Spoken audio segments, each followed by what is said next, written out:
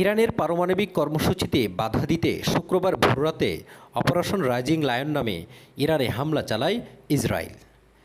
ইসরায়েলের বিমানবাহিনী তেহরান, ইস্পাহান, আরাক, তাবরিজ, কারমান এবং রাতান শহরে হামলা চালায়। হামলায় সামরিক স্থাপনা ধ্বংসের পাশাপাশি ইরানের শীর্ষ সামরিক কমান্ডার ও পরমাণু বিজ্ঞানী নিহত হয়েছেন। শীর্ষ কমান্ডারদের মধ্যে আছেন ইরানের অভিজাত বাহিনী আইআরজিসির প্রধান কমান্ডার হোসেন সালামি, সশস্ত্র বাহিনীর প্রধান মোহাম্মদ বাগেরি, আকাশ প্রতিরক্ষা বাহিনীর প্রধান আমির আলী, কমান্ডার গোলাম আলী রশিদ সহ শীর্ষ ২০ জন সামরিক কর্মকর্তা। হামলায় নিহত হয়েছেন পরমাণু বিজ্ঞানী ফেরুদ্দিন আব্বাসি, মাহাদি তেরেন্সি সহ ৬ জন পরমাণু বিজ্ঞানী।